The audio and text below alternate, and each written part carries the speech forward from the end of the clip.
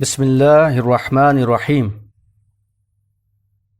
صیام رمضان post number 2، فرضیت صوم۔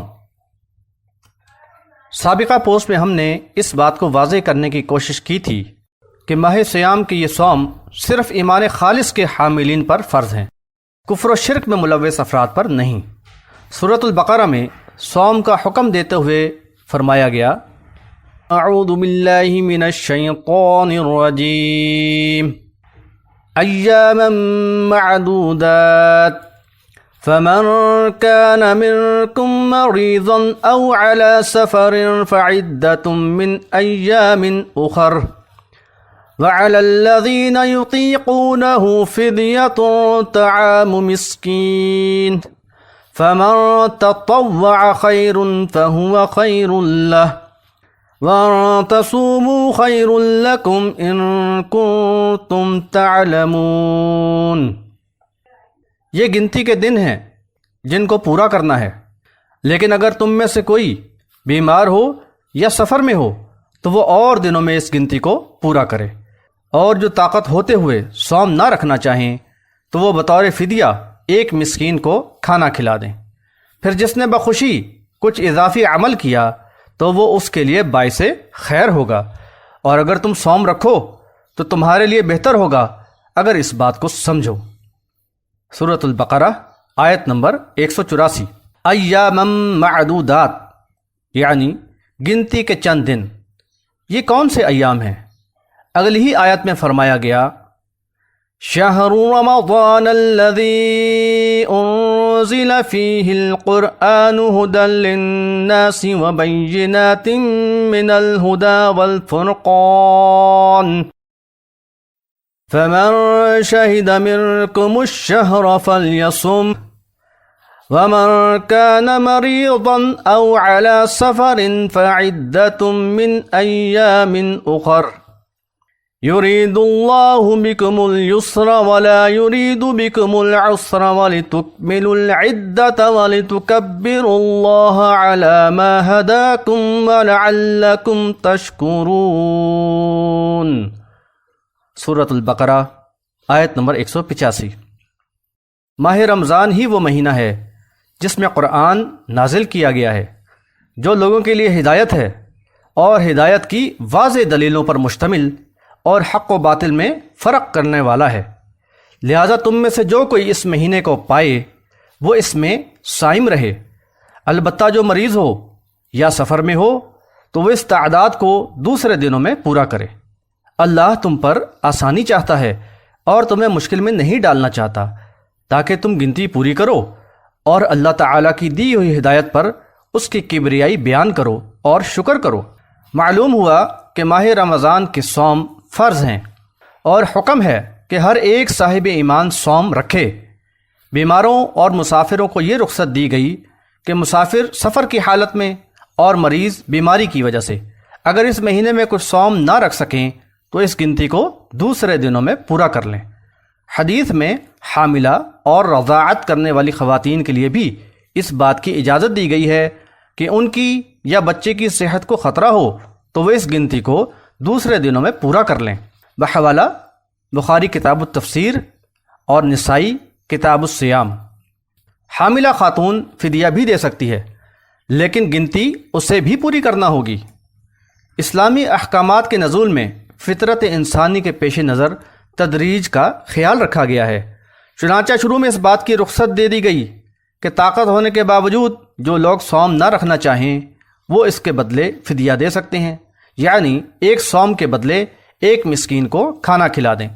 لیکن اضافی عمل کو مستحب قرار دیا گیا، یعنی کوئی ایک صوم کے بدلے ایک سے زیادہ مساکین کو کھانا دے دے یا فدیہ دینے کے بعد بھی صوم رکھ لے تو اس کے لیے زیادہ بہتر ہے۔ یہ رخصت بعد والی آیت کے نزول کے بعد ختم ہو گئی۔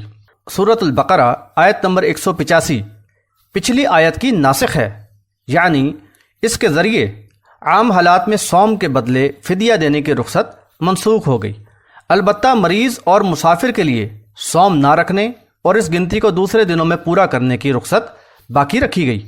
حدیث میں عمر رسیدہ افراد یا دائمی مریضوں کے لیے صوم کے بدلے فدیہ دینے کی رخصت دی گئی ہے، بحوالہ بخاری کتاب التفسیر اور نسائی کتاب الصیام۔ یعنی ایسے امراض جن میں صحت یاب ہو جانے کی جلد امید ہو، اس میں جو صیام رمضان رہ جائیں تو ان کی گنتی بعد میں پوری کی جائے، لیکن ایسے دائمی امراض جن میں صوم کی وجہ سے انسان کی بیماری بڑھ جانے کے زیادہ امکانات ہوں یا وہ افراد ضعیف العمر ہوں تو ان کی طرف سے صیام رمضان نہ رکھنے کا فدیہ ادا کر دیا جائے۔ اسی طرح مسافر کے لیے آزادی دی گئی ہے کہ وہ چاہے رکھے یا چاہے بعد میں گنتی پوری کرے۔ ایک سفر میں جب صوم رکھنے والوں کی حالت خراب ہو گئی تو غیر صائم سفر کرنے والوں نے ان کی خدمت کی، تو نبی صلی اللہ علیہ وسلم نے فرمایا کہ آج صوم نہ رکھنے والے فضیلت لے گئے۔ مقصد سیام اور فضیلت۔ اللہ تعالیٰ نے سورۃ البقرہ آیت نمبر 183 کے آخر پہ فرمایا لعلکم تتقون، یعنی تاکہ تم پرہیزگار بن جاؤ۔ ماہ سیام ایمان والوں کی تربیت کا انتہائی قیمتی دورانیہ ہے۔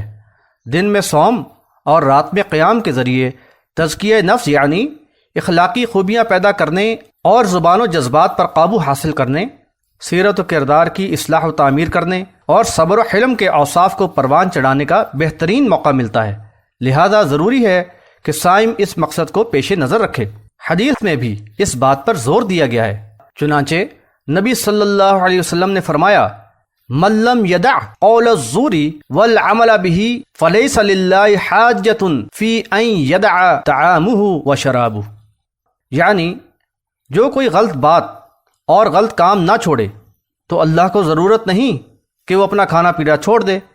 حوالہ بخاری کتاب الصوم، باب من لم يدع قول الزور والعمل به في الصوم۔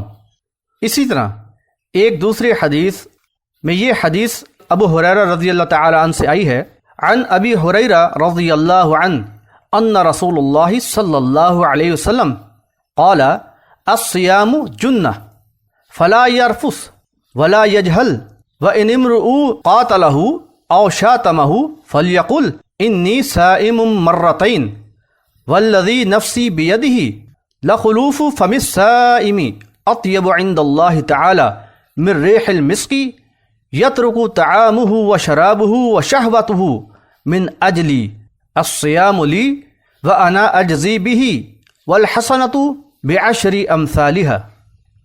ابو ہریرہ رضی اللہ تعالی عنہ سے روایت کرتے ہیں کہ انہوں نے بیان کیا کہ رسول اللہ صلی اللہ علیہ وسلم نے فرمایا کہ صوم ڈھال ہے، اس لیے نہ تو بری بات کرے اور نہ جہالت کی بات کرے۔ اگر کوئی شخص اس سے جھگڑا کرے یا گالی گلوچ کرے تو کہہ دے میں صائم ہوں، 2 بار کہہ دے۔ رسول اللہ صلی اللہ علیہ وسلم نے فرمایا قسم ہے اس ذات کی جس کے قبضہ میں میری جان ہے کہ صائم کی منہ کی بو اللہ کے نزدیک مشک کی خوشبو سے بہتر ہے۔ وہ کھانا پینا اور اپنی مرغوب چیزوں کو صوم کی خاطر چھوڑ دیتا ہے اور نیکی 10 گنا ملتی ہے، اور اللہ تعالیٰ کا قول میں اس کا بدلہ دیتا ہوں۔ ایک اور حدیث بحوالہ بخاری کتاب اللباس، باب ما یذکر فی المسک کے اندر یہ حدیث آئی ہے، عن ابی ہریرہ عن النبی صلی اللہ علیہ وسلم قال یقول اللہ عز وجل الصوم لی وانا اجزی به یدعو شہوته واکلہ وشربہ من اجلی والصوم جنہ وللصائم فرحتان فرحۃ حین یفطر وفرحۃ حین یلقى ربہ ولخلوف فم الصائم اطیب عند اللہ من ریح المسک۔ ابو ہریرہ رضی اللہ تعالی عنہ سے روایت کرتے ہیں آپ صلی اللہ علیہ وسلم نے فرمایا کہ اللہ عز و جل فرماتا ہے کہ صوم میرے لیے ہے اور میں ہی اس کا بدلہ دوں گا۔ میری وجہ سے وہ اپنی خواہش کو اور کھانے اور پینے کو چھوڑتا ہے، اور صوم ڈھال ہے۔ اور صائم کے لیے 2 خوشیاں ہیں، ایک خوشی جس وقت وہ صوم افطار کرتا ہے، اور ایک خوشی جس وقت اپنے رب سے ملاقات کرے گا۔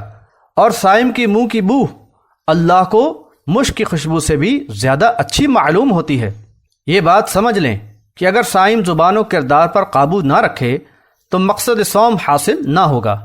صائم کو اس دوران اپنے رب سے بہت ہی قربت ہوتی ہے اور وہ شیطانی حملوں سے بڑی حد تک محفوظ رہتا ہے۔ نوافل، صدقات و خیرات کے ذریعے اللہ اور اس کے رسول صلی اللہ علیہ وسلم سے محبت اور ایمان میں پختگی پیدا کرنے کا زرعی موقع حاصل ہوتا ہے۔ ماہ سیام کا ماحول بھی صائم کے قلب و ذہن پر اثر انداز ہوتا ہے، اور قیام اللیل میں تسلسل سے قرآن سننا اس کی تربیت کے عمل میں بہت زیادہ بہتری لاتا ہے۔ بخاری کتاب الصوم باب من صام رمضان ایمانا و احتسابا و نیہ کے اندر حدیث میں رسول اللہ صلی اللہ علیہ وسلم نے فرمایا ومن صام رمضان ایمانا و احتسابا غفر له ما تقدم من ذنبہ، اور جس نے رمضان کے صوم رکھے ایمان اور ثواب کی نیت سے تو اس کے پچھلے گناہ معاف کر دیے جاتے ہیں۔